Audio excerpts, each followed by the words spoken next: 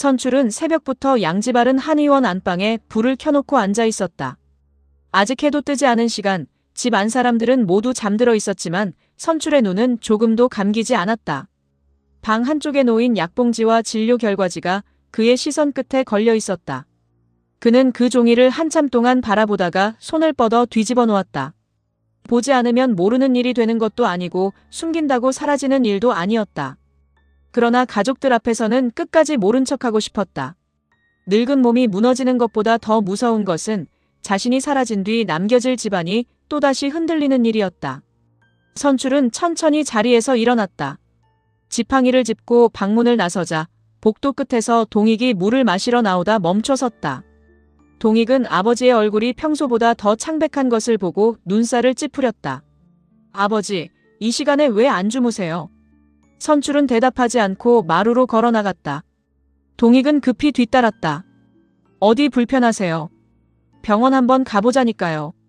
선출은 그제야 돌아섰다. 그의 눈빛은 피곤했지만 이상하게도 단호했다. 현빈이 잠깐 서둘러라. 동익은 어이가 없어 잠시 말을 잃었다. 아버지, 지금 새벽부터 하실 말씀이 그겁니까? 선출은 지팡이에 힘을 주었다. 서둘러서 장가 보내고 서둘러서 출세해. 나 시간이 없어. 동익의 얼굴이 굳었다. 무슨 시간이요? 선출은 잠시 말문을 닫았다. 자신이 너무 많은 것을 드러냈다는 것을 깨달은 얼굴이었다. 그는 곧 고개를 돌리며 낮게 말했다. 사람 사는데 때가 있다는 말이다. 현빈이 마음 더 흔들리기 전에, 집안 자리 잡히기 전에, 공가 쪽하고 더 얽히기 전에 끝내야 한다. 동익은 아버지의 말보다 그 앞에 한 문장에 붙잡혀 있었다. 시간이 없다. 그것은 단순한 재촉의 말투가 아니었다. 오래전부터 무언가를 숨기고 있던 사람이 더는 버틸 수 없다고 토해낸 말 같았다. 아버지, 혹시 어디 아프십니까? 선출은 버럭 화를 내려다 멈췄다. 아들의 눈이 너무 똑바로 자신을 보고 있었다. 그는 그 시선을 피하며 말했다. 아픈 건 이 집안이다. 내가 그러고도 아들이냐? 내 아들 마음이 어디가 있는지 알면서도 그냥 보고만 있을 거냐? 동익의 얼굴에 피로가 내려앉았다. 현빈이 마음을 결혼으로 꺾을 수 있다고 생각하세요. 못 꺾으면 부러뜨려서라도 바로 잡아야지. 아버지, 나도 그 나이에 미련이 뭔지 안다. 사람이 좋다고 다 되는 거 아니라는 것도 안다. 그런데 너희는 왜 그걸 모르는 척하냐? 공가하고 엮이면 또 피본다.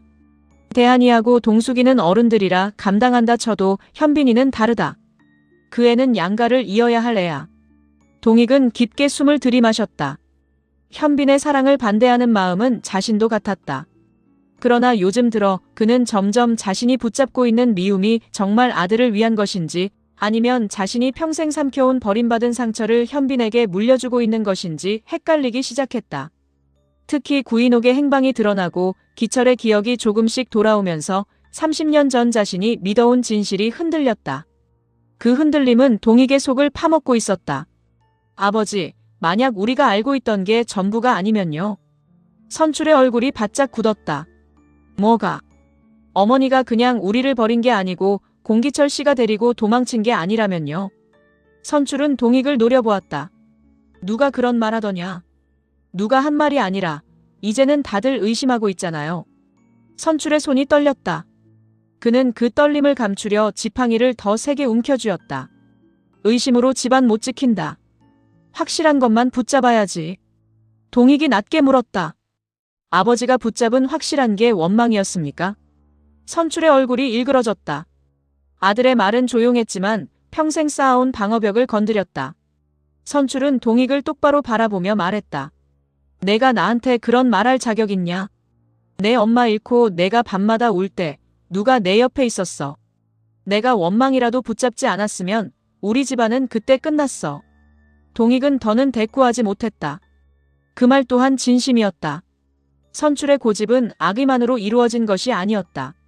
잃은 것을 견디기 위해 미움이라도 붙들고 살아온 사람의 마지막 버팀목이었다. 그러나 그 버팀목이 이제 현빈과 주아의 사랑을 짓누르고 있었다. 방 안쪽에서 세리가 나왔다. 그녀는 두 사람의 대화를 얼마간 들은 듯 굳은 얼굴이었다. 아버님 말씀이 맞아요. 현빈이 더 흔들리기 전에 결혼 서둘러야 해요. 동익은 세리를 바라보았다. 당신까지 왜 그래? 세리는 날카롭게 되받았다. 그럼 가만히 봐요. 우리 아들이 공주한테 끌려다니는 꼴을. 동익의 목소리가 낮아졌다. 끌려다니는 게 아니라 서로 좋아하는 거겠지. 세리는 그 말에 상처받은 얼굴로 굳었다. 당신 지금 누구 편이에요? 동익은 대답하지 못했다. 편이라는 말이 너무 오래 이 집안을 망쳐왔다는 생각이 들었다. 공가 편, 양가 편, 내 편, 내 편. 모두가 편을 가르느라 아이들 마음은 한 번도 제대로 보지 못했다. 선출은 다시 말했다. 상대 집안도 이제 대안이 일로 숨통이 튀었다고 생각할 거다. 그 틈에 현빈이까지 내주면 양가는 뭐가 남냐. 세리는 기다렸다는 듯 말을 이었다. 제가 알아볼게요. 조건 맞는 집안으로요. 현빈이도 처음엔 반발하겠지만 시간이 지나면 알아요. 공주와하고는 안 된다는 걸. 동익은 그 말을 듣자 갑자기 답답함이 몰려왔다. 현빈에게 사랑을 포기하라고 말하면서 정작 자신은 무엇을 포기했는가. 차세리와의 결혼 생활도 온전하지 않았고 민서 문제로 집안은 한 차례 무너졌고 은빈도 깊은 상처를 안고 있었다. 그런데도 또 자식의 결혼을 집안의 도구처럼 밀어붙이는 것이 옳은지 그는 확신할 수 없었다. 그만해. 현빈이 결혼은 현빈이랑 먼저 얘기하고 정해. 선출은 노여운 눈으로 동익을 보았다. 내가 그렇게 물러터져서 집안이 여기까지 흔들린 거다. 동익은 입술을 굳게 다물었다. 선출의 말이 끝나자마자 현빈이 복도 끝에서 모습을 드러냈다. 그는 잠옷차림이었지만 눈빛은 또렷했다. 세리의 얼굴이 굳었고 동익은 난감한 얼굴로 아들을 바라보았다. 현빈은 천천히 걸어와 선출 앞에 섰다. 제 결혼 얘기 저 빼고 또 하셨습니까? 선출은 피하지 않았다. 그래. 했다. 현빈은 낮게 말했다. 저 결혼 안 합니다. 세리가 다급히 말했다. 현빈아. 현빈은 어머니를 바라보지 않고 선출에게 말했다. 제가 좋아하는 사람 누군지 다 아시잖아요. 그런데 왜 자꾸 모르는 척 다른 사람 이름을 꺼내세요? 선출의 눈빛이 서늘해졌다. 내가 좋아한다고 그 사람이 내 사람이 되는 건 아니다. 그래도 제가 마음에도 없는 사람하고 결혼할 이유는 안 됩니다. 내 마음 하나 지키자고 집안을 버릴 거냐? 현빈은 한참 동안 선출을 바라보다가 조용히 물었다. 할아버지는 집안을 지키신 겁니까? 아니면 원망을 지키신 겁니까? 세리가 손으로 입을 막았다. 동익도 얼어붙었다. 선출의 얼굴에서 핏기가 빠졌다. 그러나 현빈은 물러서지 않았다. 저 공주와 씨 좋아합니다. 그 마음 숨기지 않을 겁니다. 그 사람 때문에 제가 무너지는 게 아니라 그 사람을 버리라고 할 때마다 제가 무너집니다. 선출은 떨리는 목소리로 말했다. 그 애가 너를 망칠 거다. 현빈은 고개를 저었다. 저를 망치는 건 사랑이 아니라 사랑을 죄로 만드는 어른들입니다. 선출의 손이 지팡이 위에서 심하게 떨렸다. 동익이 급히 다가가려 했지만 선출은 손짓으로 막았다. 그래. 어디까지 버티나 보자. 내가 살아있는 동안은 그 집 딸 절대 안 된다. 현빈의 눈빛이 흔들렸지만 그는 고개를 숙이지 않았다. 그러면 제가 기다리겠습니다. 뭘 기다려? 할아버지가 공주와 씨를 미워하지 않아도 되는 날을요. 그 말은 선출에게 분노보다 더 깊은 상처를 남겼다. 현빈은 더 이상 말하지 않고 돌아섰다. 세리는 그를 붙잡으려 했지만 현빈은 멈추지 않았다. 동익은 아들의 뒷모습을 보며 깊은 한숨을 삼켰고 선출은 자리에 주저앉듯 앉아 가슴을 누르며 눈을 감았다. 세리가 놀라 다가갔다. 아버님, 괜찮으세요? 선출은 가까스로 숨을 골랐다. 그는 세리의 손을 붙잡고 낮게 말했다. 서둘러라. 현빈이도 동익이도 이 집안도. 내가 다 보고 갈 시간이 없다. 세리는 그 말에서 이상한 불길함을 느꼈다.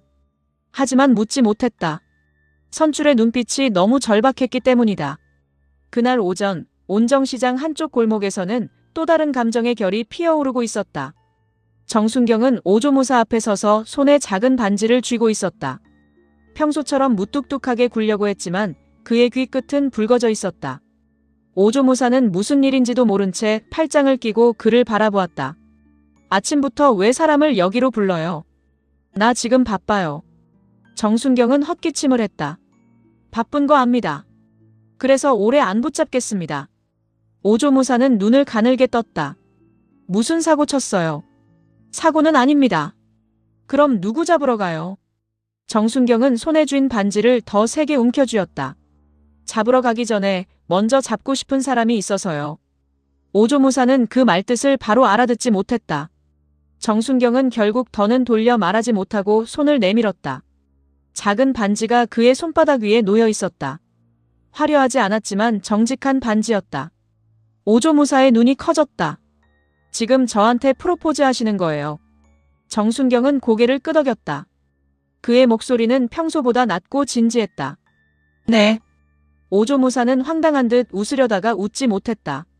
아니, 이걸 이렇게 갑자기 한다고요? 정순경은 반지를 내려다보며 말했다. 갑자기 아닙니다. 저한테는 오래 걸렸습니다. 다만 말이 늦었습니다. 오조무사의 표정이 조금씩 흔들렸다. 정순경은 서툴렀지만 피하지 않았다. 조무사님하고 있으면 제가 좀 덜 딱딱해집니다. 사건 보고서처럼만 살던 사람이 밥 먹었냐는 말 하나에 마음이 흔들립니다. 저는 그게 좋았습니다. 오조무사는 당황해 눈을 피했다. 그런 말을 왜 이렇게 진지하게 해요? 진심이라서 그렇습니다. 나 그렇게 쉬운 여자 아니에요. 쉽게 생각한 적 없습니다. 오조무사는 입술을 깨물었다. 장난스럽게 받아넘기고 싶었지만 정순경의 눈빛이 너무 진심이었다.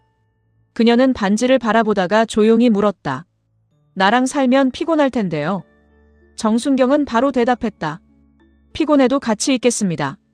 나 성격도 안 좋아요. 알고 있습니다. 오조무사가 눈을 흘겼다. 알고 있다고요. 정순경은 조금 당황했지만 끝까지 말했다. 그래서 좋습니다. 아닌 건 아니라고 말하고 화나면 화난다고 말하고 서운하면 서운하다고 말하니까 제가 헷갈리지 않습니다. 오조무사의 눈가가 붉어졌다. 그녀는 급히 고개를 돌렸다. 아침부터 사람 이상하게 만드네. 정순경은 반지를 조금 더 내밀었다. 대답은 지금 안 하셔도 됩니다. 다만 제가 마음을 숨기지 않겠다는 뜻입니다. 오조무사는 한참 동안 반지를 보다가 말했다. 정순경님. 네. 지금 되게 멋있는 척하는데 손 떨려요. 정순경은 손을 내려다봤다. 정말 손이 떨리고 있었다. 오조무사는 그 모습에 참았던 웃음을 터뜨리려다 눈물을 먼저 삼켰다. 그녀가 반지를 받으려는 순간 정순경의 휴대폰이 울렸다. 그는 미안한 눈으로 전화를 받았다. 정순경입니다. 수화기 넘어 다급한 목소리가 들리자 그의 얼굴이 순식간에 변했다. 네. 조미향이요. 지금 바로 갈게요. 오조무사의 표정도 굳었다. 미향씨요. 정순경은 휴대폰을 주머니에 넣으며 말했다. 기철 선생님 쪽에서 연락 왔습니다. 조미향이 나타났고 누군가를 데리고 움직인 흔적이 있대요. 오조무사는 반지를 손에 쥔 채 바로 따라 나섰다. 같이 가요. 위험할 수 있습니다. 지금 프로포즈 해놓고 혼자 가겠다고요. 정순경은 잠시 그녀를 바라보았다. 오조무사의 눈빛은 흔들렸지만 물러서지 않았다. 그는 짧게 고개를 끄덕였다. 제 옆에 계세요. 오조무사는 반지를 손바닥에 꽉 쥐었다. 대답은 갔다 와서 할게요. 그러니까 다치지 말고요. 정순경은 그 말에 아주 잠깐 미소를 지었지만 곧 표정을 굳혔다. 두 사람은 온정시장 골목을 빠르게 벗어났다. 사랑의 대답은 미뤄졌고 그 앞에는 미향의 이름이 다시 불러온 위험이 기다리고 있었다. 공명정대한 의원에서는 기철이 미향을 마주했다는 연락이 들어오자 집안 전체가 다시 흔들렸다. 기철은 오전 산책을 나갔다가 오래된 약재 창고 근처에서 미향의 모습을 본 것이다. 미향은 초췌한 얼굴로 기철을 바라보았고 기철은 그녀를 부르려 했다. 그러나 누군가 나타나 미향을 데려갔다는 말에 정아는 얼굴이 창백하게 질렸다. 정아는 정순경에게 전화를 걸며 창고 앞을 서성였다. 선생님, 금방 도착하니까요. 시간 좀 벌어주세요. 그의 목소리는 다급했지만 자신도 누구에게 무슨 시간을 벌라는 것인지 알 수 없었다. 기철은 창고 옆 벽에 기대 서 있었다. 얼굴은 지쳐 있었지만 눈빛은 분명히 살아 있었다. 그는 정한을 붙잡고 말했다. 미향이가 날 보고 울었다. 정한은 아버지를 바라보았다. 뭐라고 했어요? 기철은 입술을 떨었다. 도망치라고 했다. 나한테 도망치라고 했어. 그리고 말했어. 그 사람이 다시 움직였다고. 성미가 물었다. 그 사람이 누군지 말했나요? 기철은 고개를 저었다. 말하려는데 누가 나타났다. 미향이가 나를 밀쳤고 그 사람들이 미향이를 데려갔다. 주아는 창고 주변을 살폈다. 바닥에는 미향의 것으로 보이는 낡은 머리핀이 떨어져 있었다. 그녀는 그것을 주워 손에 쥐었다.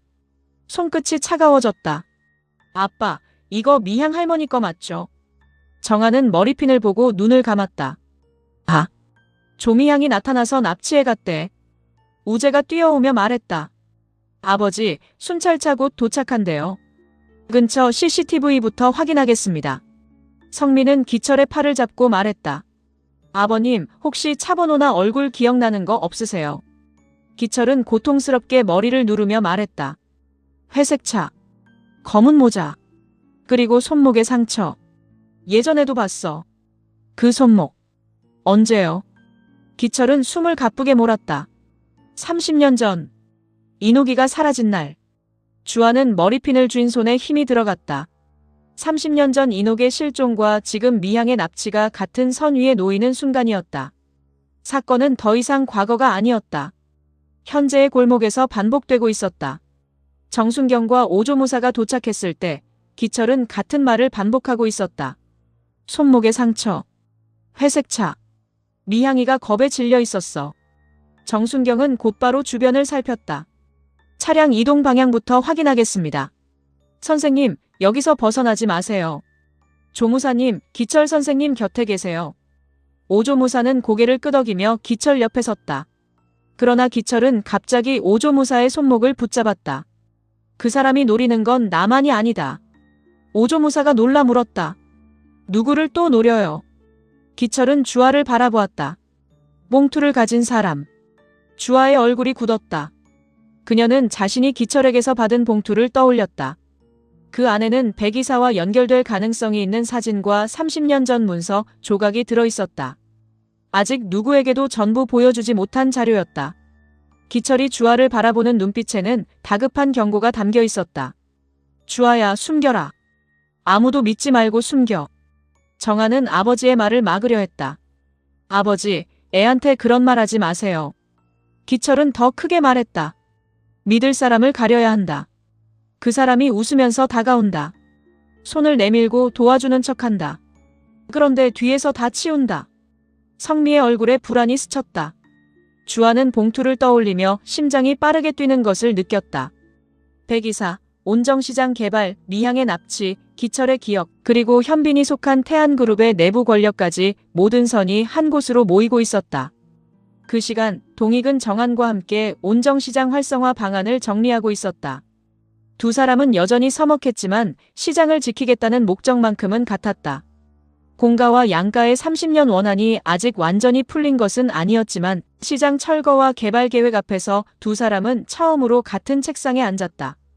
정한은 오래된 시장 지도를 펼쳐놓고 말했다. 무조건 반대만 해서는 못 버팁니다. 상인들이 먹고 살 길을 같이 제시해야 해요. 주차 문제, 위생 문제, 청년 상인 유치, 온라인 판매까지 묶어야 합니다. 동익은 자료를 넘기며 고개를 끄덕였다. 한방거리하고 의원 특화거리로 묶는 방안도 있습니다. 어르신들 건강검진, 무료 상담, 시장 먹거리까지 연결하면 관광 코스로 만들 수 있어요. 정아는 동익을 바라보았다. 예전 같으면 말 한마디마다 부딪혔을 사람이었다. 그런데 지금은 같은 문제를 두고 같은 방향을 보고 있었다. 그것만으로도 정아는 묘한 감정에 사로잡혔다. 우리가 이런 얘기를 하게 될 줄은 몰랐네요. 동익은 서류에서 눈을 떼지 않고 말했다. 나도 몰랐습니다. 공정한 원장님하고 시장 살릴 방법을 같이 고민할 줄은. 정아는 희미하게 웃었다. 아직 원장님이라는 말이 어색하네요. 동익도 잠시 멈칫했다. 나도 공 원장이라고 부르는 게 더 편합니다. 두 사람 사이에 어색한 웃음이 스쳤다. 그러나 그 짧은 순간에도 각자의 마음에는 복잡한 감정이 남아 있었다. 오래 미워한 사람과 협력하는 일은 용서와는 달랐다. 하지만 적어도 같은 것을 지키려는 의지만큼은 진짜였다. 그때 동익의 휴대폰이 울렸다. 발신자는 황 의원이었다. 동익의 표정이 미세하게 굳었다. 정아는 그 반응을 놓치지 않았다. 받으세요. 동익은 잠시 망설이다 전화를 받았다. 양동익입니다. 수화기 넘어 황 의원의 목소리는 부드러웠지만 그 안에는 분명한 압박이 있었다. 양 원장, 요즘 온정시장 일로 바쁘시다면서요. 동익은 짧게 대답했다. 네. 상인들과 같이 방안을 찾고 있습니다. 황 의원이 낮게 웃었다. 공약을 바꿀 생각은 없으십니까?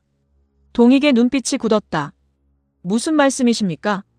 시장 보존, 활성화, 공동체 회복. 말은 좋습니다. 그런데 현실 정치는 말만 예뻐서는 안 됩니다. 개발 계획에 협조해야 지역 예산도 내려오고 당에서도 사람을 봅니다.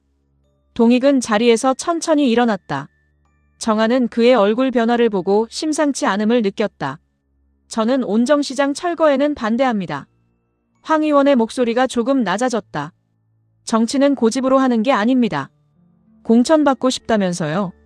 동익의 손이 서류를 3개 움켜쥐었다. 그 말씀은 시장 철거와 개발 계획에 협조해야 공천을 받을 수 있다는 뜻입니까? 황 의원은 잠시 말을 멈췄다가 부드럽게 말했다. 너무 거칠게 받아들이지 마세요. 지역을 위해 더 큰 그림을 보자는 겁니다. 양 원장이 하기 어렵다면 다른 사람을 찾을까요? 그 말에 동익의 얼굴이 굳어졌다. 다른 사람을 찾을까요? 그것은 선택을 주는 말이 아니었다. 협조하지 않으면 공천은 없고 당신의 정치적 길도 여기서 끝이라는 통보였다. 전화가 끊긴 뒤 동익은 한동안 움직이지 못했다. 정한이 조심스럽게 물었다. 무슨 일입니까? 동익은 휴대폰을 내려놓았다. 그의 얼굴에는 분노와 갈등이 뒤섞여 있었다. 자기가 시키는 일을 하면 공천을 준대. 정한의 눈빛이 차갑게 변했다. 시장 개발에 협조하라는 겁니까? 동익은 대답하지 않았지만 그 침묵이 곧 대답이었다. 정한은 서류를 내려놓았다. 양 원장님. 동익은 괴로운 얼굴로 말했다. 말은 쉽게 하지 마세요. 나도 이 시장 지키고 싶습니다. 그런데 공천이 걸렸어요. 내가 정치권에 들어가야 이 지역을 제대로 바꿀 수 있다고 생각했습니다. 그런데 시작도 하기 전에 줄을 서라네요. 정한은 동익을 똑바로 바라보았다. 그 줄 끝에 시장 철거가 있으면요.